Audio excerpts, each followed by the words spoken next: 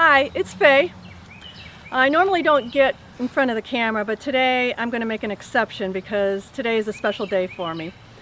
I'm here in Richmond, Indiana, a long way from Columbus, Ohio, and I'm here to deliver some important pieces of history. My grandfather, Bert Stock, whom I've never met, he passed away before I was born. He was an orchestra leader back in the early to late 1920s. He conducted an orchestra called Bert Stock Orchestra. He recorded 6 songs on the Gennett label here in Richmond. My dad had the 78 RPM records converted to 33 LPs back in the 60s, and a couple years ago I had them converted to digital and put on CD.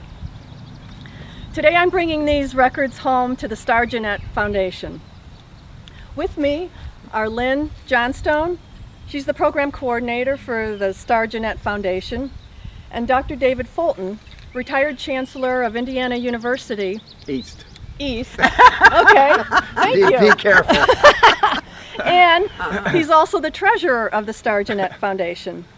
Thank you both for being here today. I know it's taking time out of your day, but I appreciate it.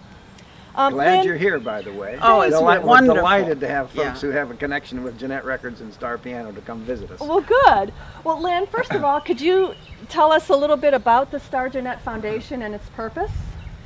Well, it is to celebrate and promote and do education on what happened here in Richmond with the beginning of the recording industry. That was an industry that did not discriminate at the time, so that African Americans came from the South and from Chicago where they were playing and whatever, and they could all record here. They couldn't record in New York or Chicago because they were doing more classical things.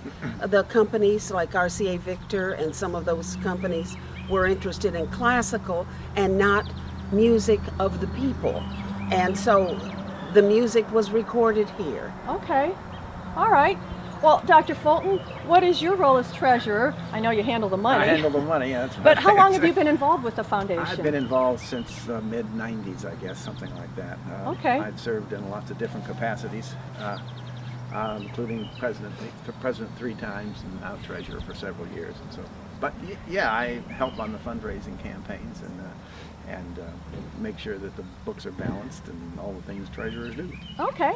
Well, can you guys tell us some of the famous musicians who have recorded on the Gennett label? I sure can. How long do you have? Yeah, how long do you have? We'll take you down our Walk of Fame, which we had created about 7-8 years ago, that we induct the famous artists that recorded at Gennett Studios, either here or in New York. Okay. And they constitute some of the best of the early American music, as Lynn was saying a minute ago, best artists recording early American music. Okay. And I mean, we have spaces for 80. Wow. And we have right now 29 in the walk, plus several others that are to go in the walk. So that gives you an idea of how many people of significance were actually recorded here in Gennett, at Gennett Records, starting with Louis Armstrong. Okay. Who made his He first came here recording. as a young man. Wow. As a young man. And met his wife, too. Okay. You know, who recorded with him. who recorded with him, and they were married for like 34 years or something. And Bix Beiderbecke. Yeah, All Bix made his first recordings here. Hoagie Carmichael had his first recordings here. Of course, he's our famous Hoosier. Okay.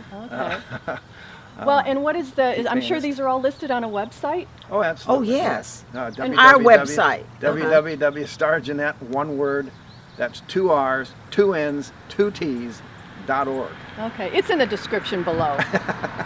Good. Okay, well, what I'm going to do is I'm going to turn these records over to these guys. First, I want to show you. All right. That's the record. There are 6 songs on 3 albums. I'm going to give that to you. All right, thank you. And I recorded the songs on a CD.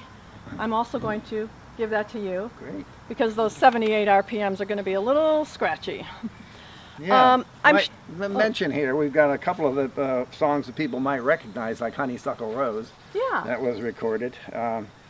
Tain't No Sin to Dance Around in Your Bones. I can't say I've ever heard of that one, but that's on here too. Oh, that's a good one too. And you can't get to heaven that way. I don't know what this guy was thinking about when he recorded it. I will tell you that my favorite song was Turn on the Heat. Oh, Turn on the So Heat. that right? is my That's on favorite. here, Oh, too. neat. But anyway, I want to thank you guys. I'm sure my dad and my grandfather are happy that these records are back home where they belong. It was a pleasure to meet you both. If you want to hear the music from these albums, you can visit my SoundCloud account. It's soundcloud.com/FayInCbus, FayIncbus. Thank you both again. Oh, thank you. And thank you for being here. Thank and you. thank you very much for the gift. This Thank is you. a We do wonderful appreciate gift that. for the Yeah. foundation Thank you. in Richmond.